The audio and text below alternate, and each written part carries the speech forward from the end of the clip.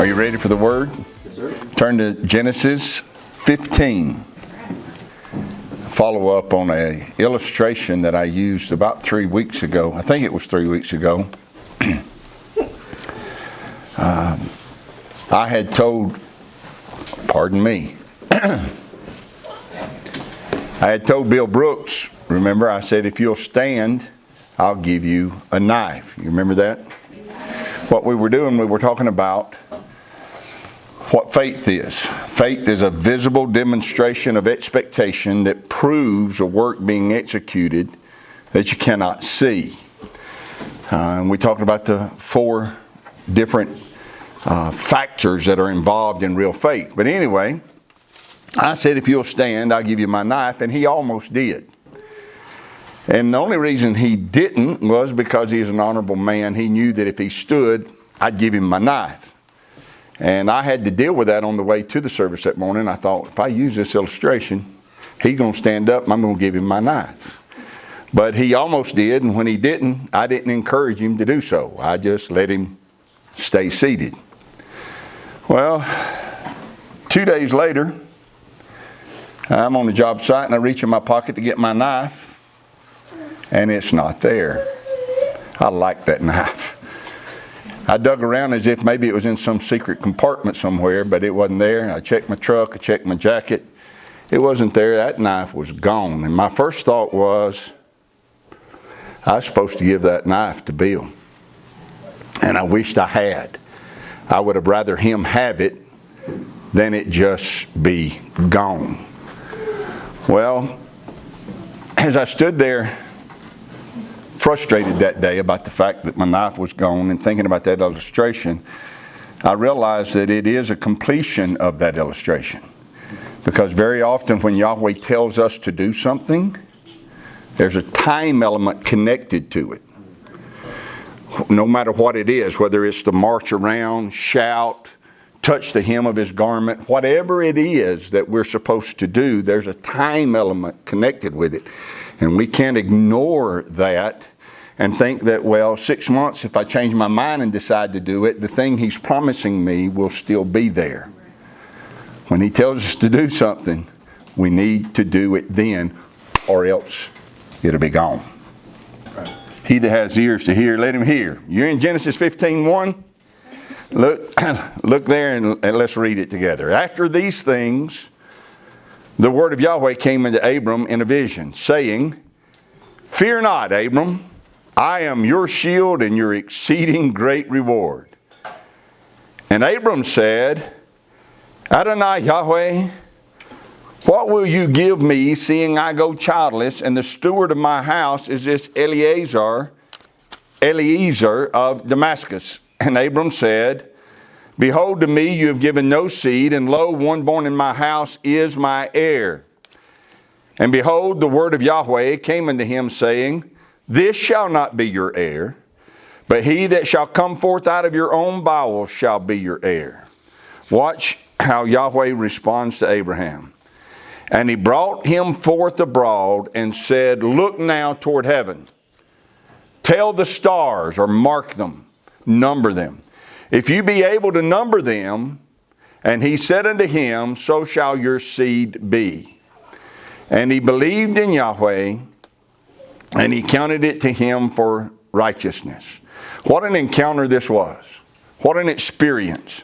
What a beautiful relationship between these two. Yahweh says, I'm your shield, I'm your exceeding great reward.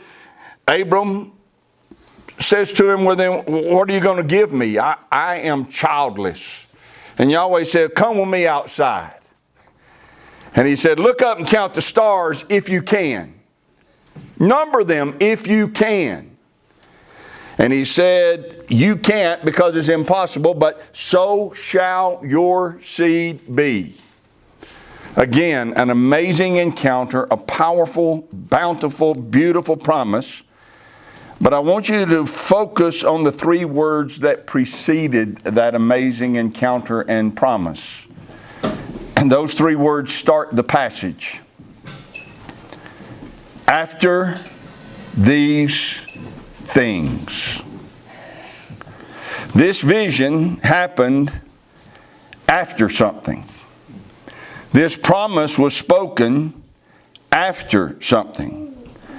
These promises that reach even into our day and beyond were given to Abram after something. Yahweh appeared to Abram in a vision and spoke directly to him. It said, after these things. Those things that it's talking about are the things that happened in chapter 14. So we're going to return this morning to chapter 14 and finish our study, but we need to do so with the mindset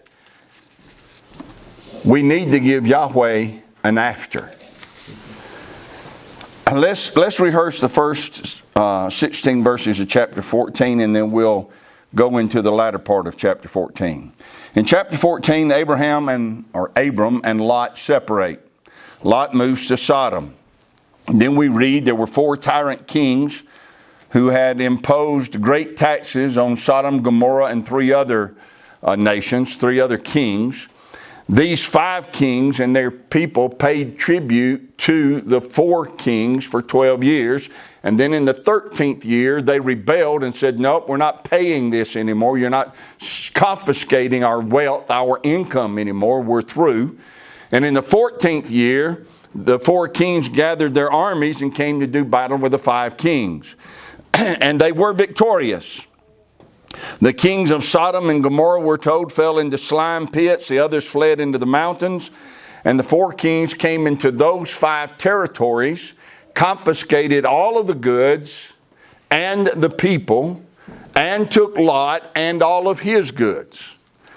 Someone went and told Abram. Then we read that Abram pulled out his 318 trained servants, overtook the 4 kings by night. He divided his servants and attacked them, and he was victorious. Though there isn't a lot said about the victory, we need to make sure that we understand that this victory was nothing less than a miracle. It was miraculous. Those 4 kings had defeated hybrids. Those 4 kings had defeated 5 nations. But they get defeated by Abram and 318 trained servants. I think Jonathan said it best to his armor bearer in the days of Saul. You remember when Jonathan and his armor bearer came upon a garrison of Philistines? And it's just the 2 of them. And they're down low and the garrison of Philistines is up high.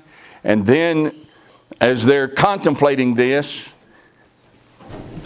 Jonathan said this: they're uncircumcised. They have no covenant. It may be, now listen to his words, it may be that Yahweh will work for us. For there is no restraint with Yahweh to save by many or by few. And his servant said, well, let's go. And up the hill they went and defeated that garrison of Philistines, just the 2 of them. Well, that's exactly the attitude that Abraham had to have had. Yeah. Abraham had that same attitude. All right? Yahweh did not tell him to go. Abram did not ask Yahweh if he could go. He did not ask for some sign from heaven that if he went, he'd be victorious. He just pulled out 318 trained servants and went. He had to have Jonathan's attitude to have done that. It may be that Yahweh will work for us. There is no restraint with Yahweh to save by many or by few. Yahweh's not hindered by how many or how few there are. And 318 was few compared to the armies of those 4 kings, but Yahweh worked for them. So they had a mighty victory. So when we read chapter 15, and it begins after these things, one of the things it's talking about is the courageous act of Abram to go and attack 4 kings. But let's read the rest of the chapter and see what else it's referring to. We'll pick up at the end of that battle in verse 15, and then we'll read through. And Abram divided himself against them, he and his servants by night, and smote them, and pursued them unto Hobah, which is on the left hand of Damascus. And he brought back all the goods, and also brought again his brother Lot, and his goods, and the women also, and the people. So we got all the goods of Sodom, all the goods of Gomorrah, all the goods of Admah, Zeboim, and Zoar, all the goods of Lot, and the women, and the people. Abram brought it back. And the king of Sodom went out to meet him after his return from the slaughter of Chedorlaomer and of the kings that were with him at the valley of Shaveh, which is the king's dale. So when the king of Sodom goes out to meet him, what did he say to Abram? You're right. That's exactly what he said. Nothing. That's important. He goes out to meet him, but he doesn't say a word. Not thank you. Not it's a nice day, isn't it? Not how's your mother? Nothing. Said nothing. He said nothing and offered nothing. But then Abram meets another man. Verse 18. And Melchizedek, king of Salem, brought forth bread and wine. And he was the priest of the Most High Elohim. So the name Melchizedek, anybody know what that name means? King of righteousness. King of righteousness. So we got the King of righteousness, whom we're told is the King of Salem.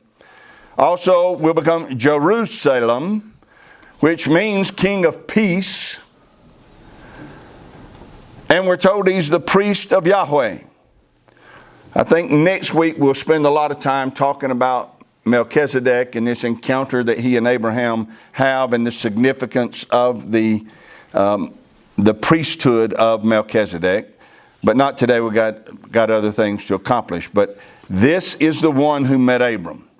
And he, Melchizedek, blessed Abram, and said, Blessed be Abram of the Elion El, possessor of heaven and earth. And blessed be the Most High Elohim, which has delivered your enemies into your hand. And he, Abram, gave him, Melchizedek, tithes of all. And the king of Sodom now speaks up, finally. And the king of Sodom said unto Abram, Give me the persons and take the goods to yourself. And Abram said to the king of Sodom, I have lifted up my hand unto Yahweh, the Most High Elohim, the possessor of heaven and earth, that I will not take from a thread even to a shoe latchet, and that I will not take anything that is yours, lest you should say, I have made Abram rich. Save only that which the young men have eaten, and the portion of the men which went with me, Aner, Eshcol, Mamre, let them take their portion. There's a lot to unpack here. So let's start unpacking it by going back to verse 19. When we looked at Genesis 9:1, we saw that Yahweh blessed Noah. Now we see a man named Melchizedek, the priest of Yahweh, coming and blessing Abraham. When we looked at Yahweh blessing Noah in Genesis 9, we used 1 Kings 18:10 to point out and to show that this word can sometimes be translated as congratulate. Noah had built an ark, gathered the animals, their food on board, brought his family on board, endured a frightening destruction of the earth. And when he steps off the ark, Yahweh said, Congratulations, attaboy, good job. And then told him to replenish the earth again. The Hebrew word here means, barak, means to say good things about. It means to praise. It means to speak of someone or to someone in adoration. So congratulations is a good translation. To praise or to speak to someone, praise in adoration. So when the scripture tells us to bless Yahweh, what's it telling us to do? To praise Him, to speak to Him, and to say things about Him in adoration. Psalm 103. Bless Yahweh, O my soul, and all that is within me. Bless his holy name. Bless Yahweh, all my soul, O my soul, and forget not all of his benefits. Well, just saying bless Yahweh is not enough. The word bless is instruction to us to start saying good things about. Right? So that's the reason it says, forget not all his benefits, and then it starts blessing Yahweh. Psalm 103 starts blessing Yahweh by saying, he forgives me of all of my iniquities. He heals me of all of my diseases. He crowns me with loving kindness and tender mercy. You see, that's what barak means. It means to lavish praise upon somebody in adoration. Well, that's what it means in Genesis 14 when it says Melchizedek blessed Abram. It doesn't mean he put on him some kind of spiritual empowerment that would help him later in life. It means that he said great things about him in adoration. He praised him. He congratulated him. He said to Abram, attaboy, good job. That those 4 kings defeated a bunch of hybrids and then defeated 5 nations. You pulled out 318 servants and went after them. Attaboy. Good job. Abram avoided strife with Lot, allowed Lot to choose first. Abram had trained his servants. Abraham had been victorious in battle. Abraham brought back all of the goods. Abraham brought back all of the people. Melchizedek didn't just walk up to him and say, bless you, my son. No. He lavished praise and adoration and congratulations upon him. And you know what impressed Melchizedek the most? It wasn't that Abram had trained 318 soldiers or servants. It wasn't that they were victorious in battle. Look in verse 19. Blessed be Abram of Elion El. The thing that impressed Melchizedek the most was that Abram was of Yahweh. What does that mean? Of Yahweh.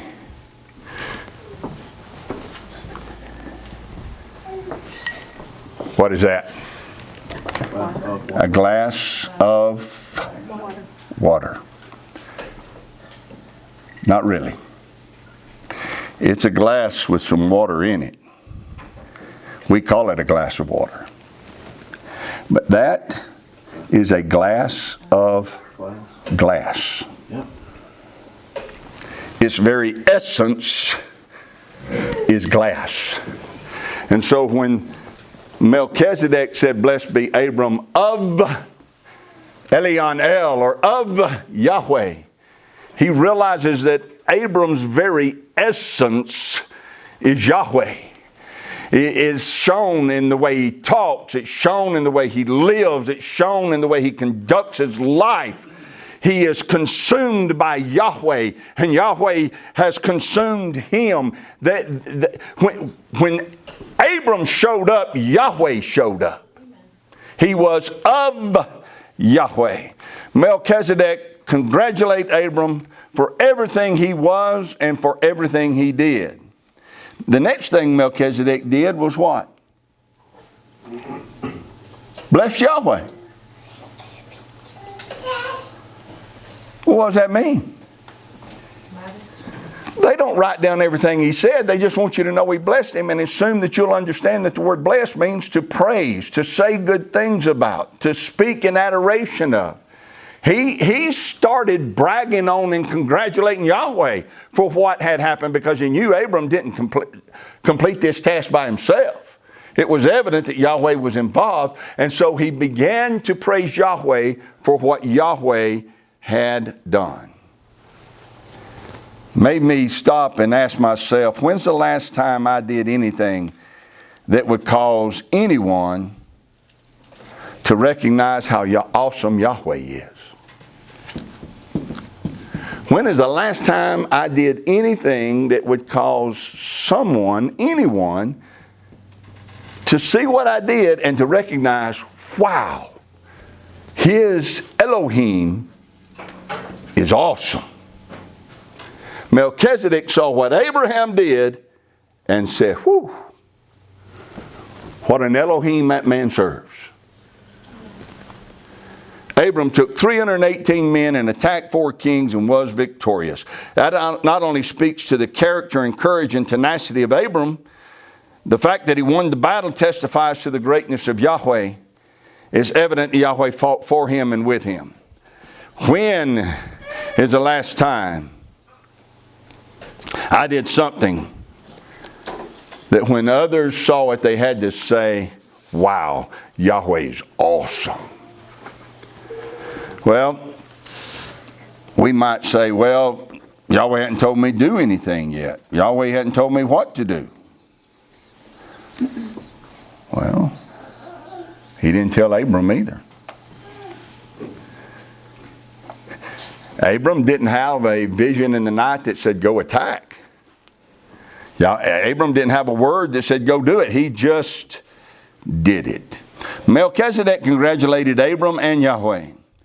We serve a king and a priest after the order of Melchizedek, Yeshua HaMashiach. May our lives be lived in such a way that he can bless us and then turn to his Father and bless him. May it be that our high priest can say, way to go, Steve, and wow, Father, that was awesome. Well, the king of Sodom rebelled against those 4 kings. But he and the other 4 kings that were with him were not strong enough or righteous enough to stand against those 4 kings. The king of Sodom, along with others, fell into a slime pit and they lost everything. They lost all of their goods and they lost all of their people. Abram went after those 4 kings, defeated them. He returned with all the goods, returned with all the people. Once the king of Sodom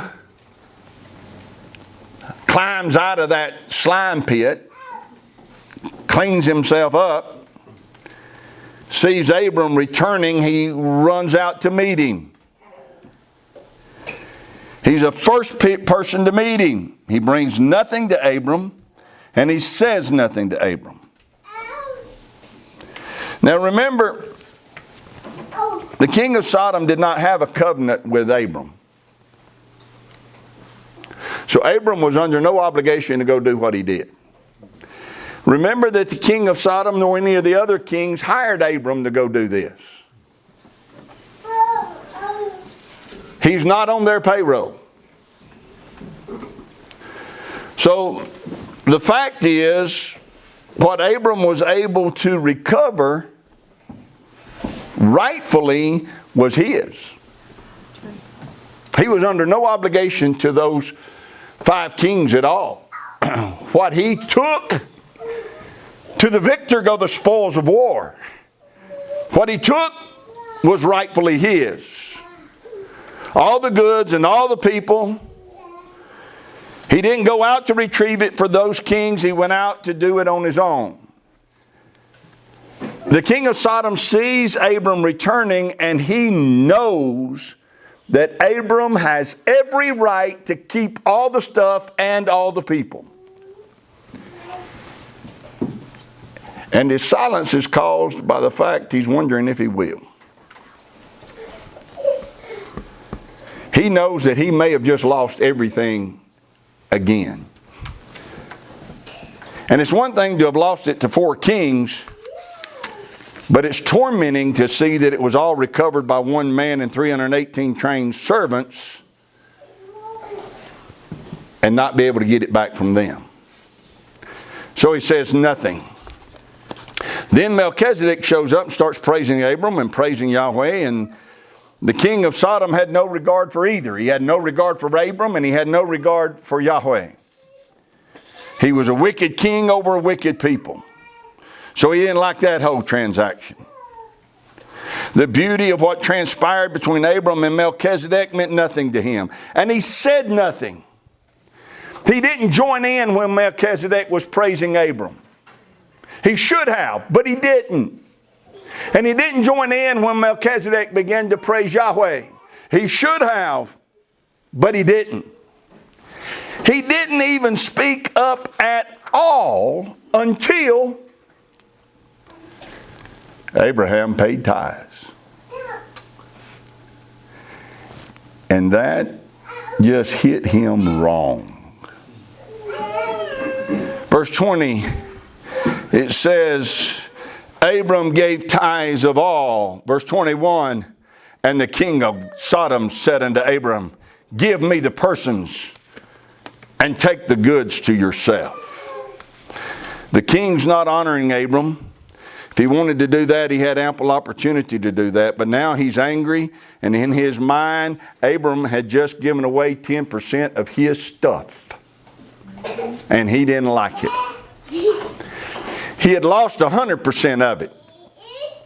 Abram retrieved it. And nothing was said till Abram gave 10% of it away. So now he's angry. It's apparent to him that Abram now considers all of this stuff to be his, to do with as he pleases. And he gives 10% of it away. So he barks at Abram, give me the people. Keep the goods for yourself. He's acting as if he's got a say in it. He's acting as if it's his stuff and his people. It's no longer his. He lost it. He had no hope of ever getting it back. He is now the king over nobody and nothing. Sir, what are you? Well, I'm a king. Yeah, over what? Nothing. How many people are in your kingdom? None. But yet he thinks he can tell Abram what to do. This king of nothing and nobody says to Abram, give me the people. Keep the goods for yourself. He's acting as if the people are his only concern, not the stuff. But that's not true, because he didn't speak up until Abraham gave a tithe of the stuff. His concern is the stuff. Now go look the word up. I wish you would. Go look the word up, translated keep. Keep the goods. It's a Hebrew word that means to seize. It means to snatch something away. The Theological Word Book of the Old Testament says that it means to take something away from somebody against their will. I could say, take this. I want you to have it. That means I want to give you something. Or I could say, take this, go ahead. Go ahead, just take it. What am I saying then? I'm saying, evidently, you think that you should have it. Well, just take it then. Seize it. It's against my will, but take it. Well, that's what the king of Sodom is doing here. He's accusing Abram of snatching away his stuff. Abram didn't take his stuff. Abram brought his stuff back, or brought the stuff back. The four kings seized his stuff, but now he's accusing Abram of doing the same thing. Seize my goods against my will, but at least let me have the people. If you understand that, then you see things in Abram's response that you may have never seen before. It becomes evident that Abram had to make some tough decisions on his way back from war that day. On the way back from war that day, Abram's able to look back and to see 5 different groups of people following him. And he's able to see all of the goods they were able to recover. And Yahweh had told him in Genesis 12, I will make of you a great nation.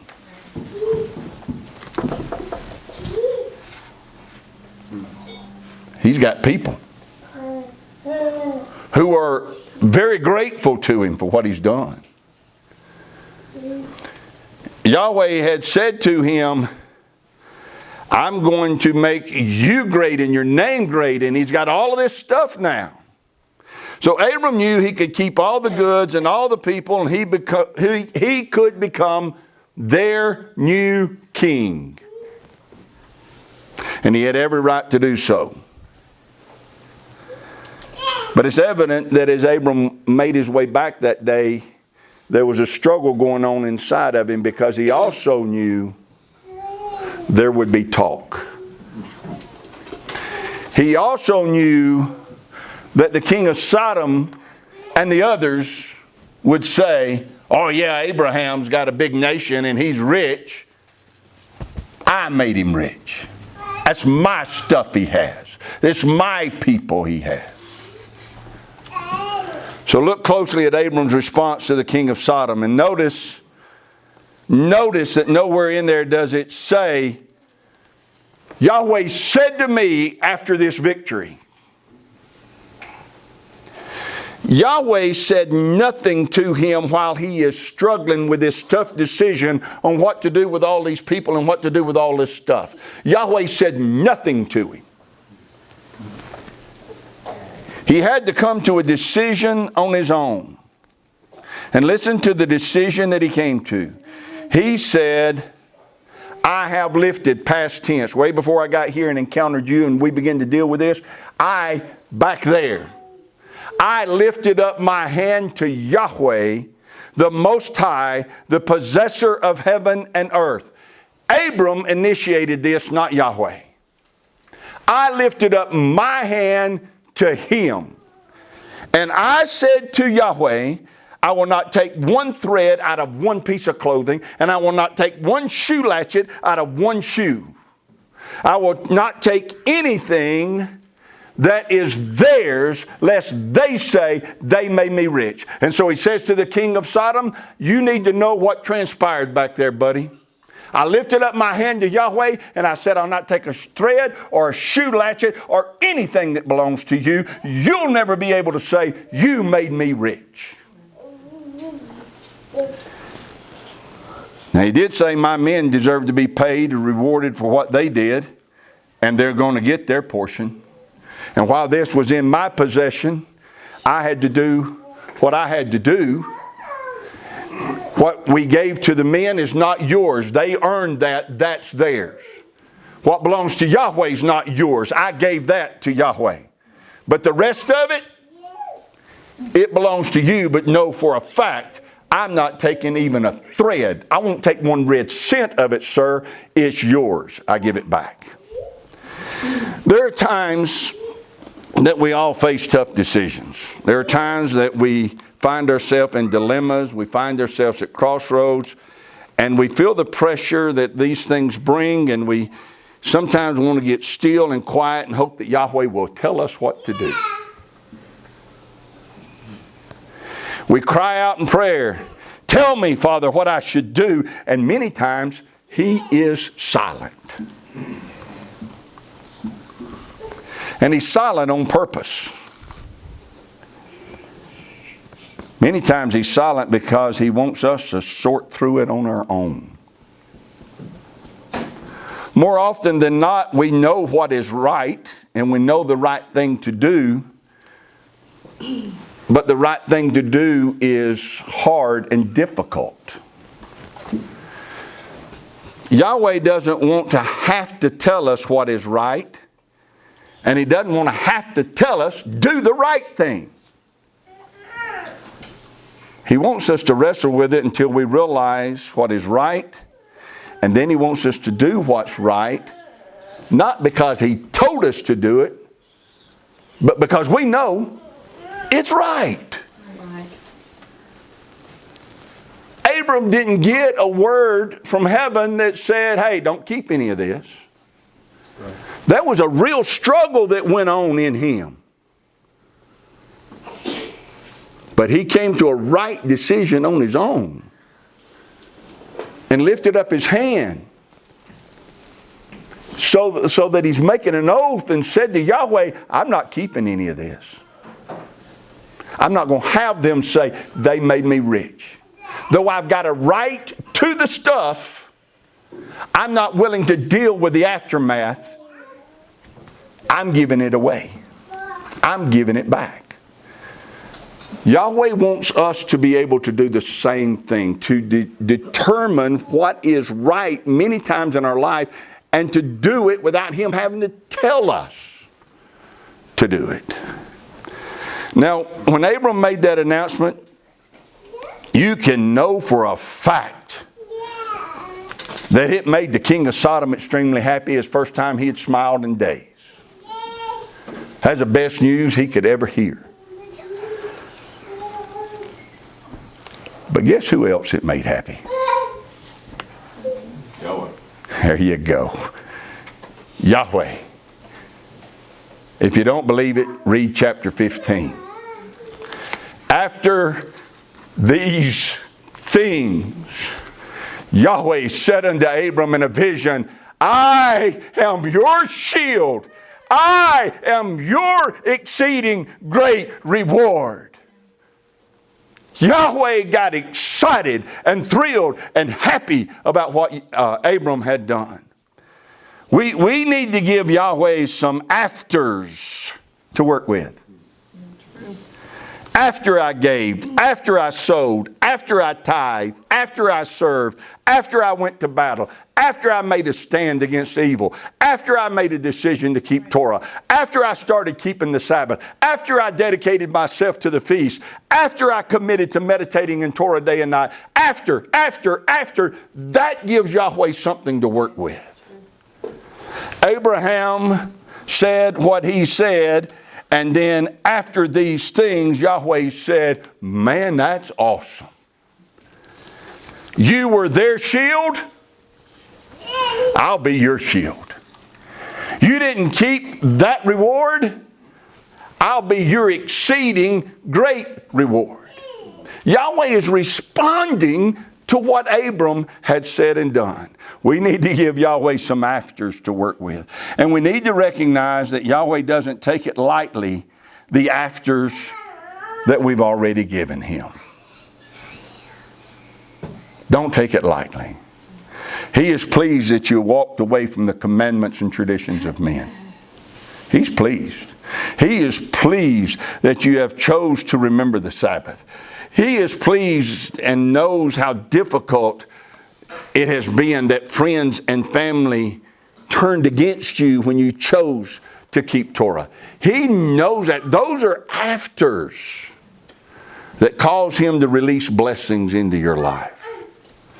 Those are some good afters that He rewards. That's the reason Yeshua said, blessed are you when men shall revile you and say all manner of evil against you. They do that. If they are reviling you and saying all manner of evil against you, they're doing that because you have made some tough decisions and you chose right. You gave Yahweh some afters and you're going to be blessed because of it. Let's keep giving Him some afters to work with. We need to be steadfast, unmovable, always abounding in the work of Yahweh, for as much as we know our labor is never in vain. Everything that Abram did in chapter 14 set him up for the amazing promises he received in chapter 15. So everything we did yesterday and everything we do today is setting us up for promises and blessings tomorrow. Yeshua said that you cannot give a glass of cold water in His name and it not be rewarded. So everything we did yesterday in His name and everything we do today in His name becomes our after these things. Yahweh appeared unto Abram. Everything we did and do in His name creates those opportunities that we read about in Genesis 15. Be steadfast and be unmovable. Yahweh bless you and keep you. Yahweh make His face shine upon you and be gracious to you. Yahweh lift up his countenance upon you and give you peace. As his name is put upon you, so shall he himself bless you.